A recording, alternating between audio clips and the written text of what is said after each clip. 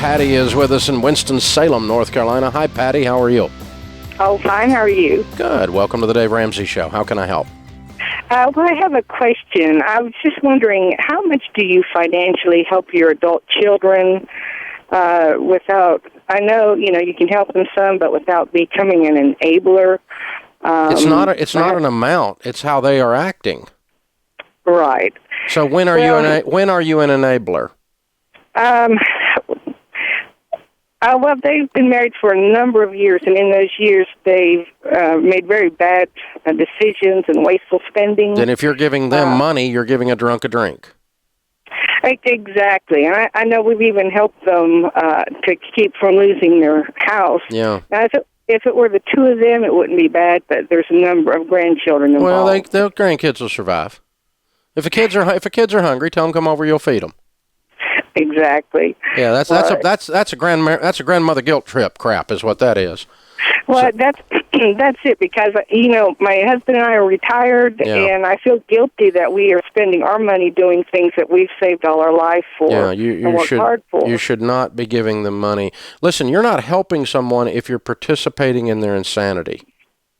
Right. You're helping someone if they have changed their ways.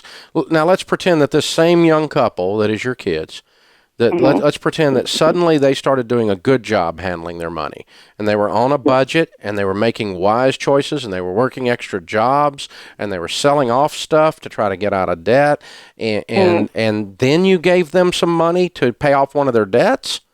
Well, that would be helping them. Right. Because they're heading in the right direction. But when someone's heading in the wrong direction and you help them, that's not help. That's harm. Right. Yeah, I know. There comes a time when you have to use that tough love. It's not tough love. It's just love. That's true. Because when you assist someone in harming themselves, that's not love. Right. That's toxic garbage. So when they come to you and say, we're getting ready to lose our house, you need to sell it, honey, before you lose it. And you guys are going to have to sit down and figure out what's been going on in your lives, and we'll coach you. We'll even pay for you to go to the Financial Peace University class so you can learn how to handle money. But you guys can't keep handling the money the way you've been handling it. Right. Well, you know what? They actually did take your class, and they actually did pay for it themselves, because they said if they paid for it, they knew that they would use it more. And then they didn't. Exactly. Yeah. Then they need to go back through. They flunked. Right. They actually enable each other. Whatever one wants, they're both the same. Yeah. How old are they? In their early 30s. Okay. And you're talking about your son-in-law, daughter-in-law, and son or daughter, right? My daughter and son-in-law. Okay. All right. You have one child then. Okay. Yeah. Well, we have three. But there's only one that's crashing all the time. Yeah, pretty much. Okay. All right. And so they need to go back through the class. And it sounds like they've got some growing up to do. Would that be mean to say? No, we've told them that. We've been pretty harsh with them. We've told them that it's time to grow up and quit playing with toys and How old are they? Man up and we've been pretty hard on them. How old did you tell me they are? In the early 30s. Early 30s. Yeah, it's past time. 30. Are they involved in a good church?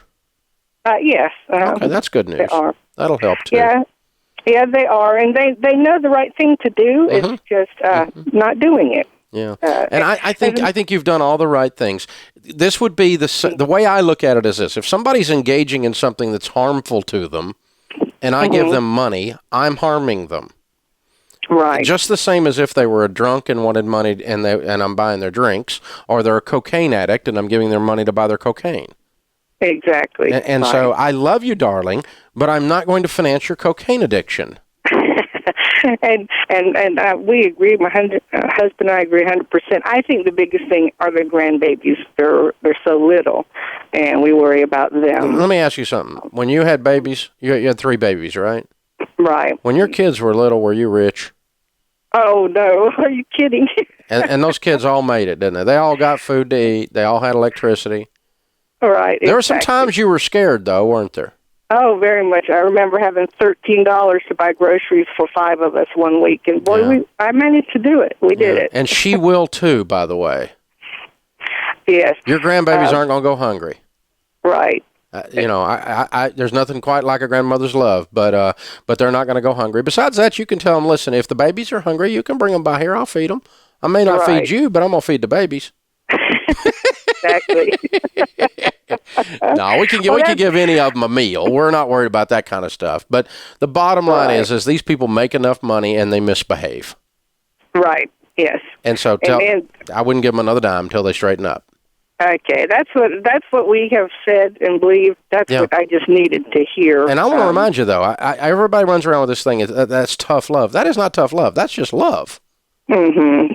That is. Yeah, leading your toddler into the middle of the interstate and leaving them there is not love. Keeping them out of the interstate is not tough love. That's just love. Right. Exactly. And so it doesn't have to, we don't have to call it tough love. It feels tough because you're saying no. But sometimes when we're telling somebody no, it's because we love them. No is an appropriate response to misbehavior. No, you can't play in the interstate when you're 3. No, you can't put your finger in. I've got a 10-month-old grandson who can crawl, and he's reaching for the light sockets all the time, and his mom is no. And eventually there's some pain that goes with that no, so that he doesn't electrocute his little butt, right? Doesn't just light up like a cartoon one of these days, So you can't just let people. And does he get mad when we tell him no? Well, sure. The little savages all get mad. They don't want to hear no. None of us want to get no. But no is love. No, you can't stick your finger in a freaking light socket. No, we're not going to give you money when you're misbehaving with money because you've never dealt with you, and it's time for you to deal with you. And that's not harsh, and it's not mean. You can do it very calmly and very quietly and very firmly with a lot of courage because it is truly love.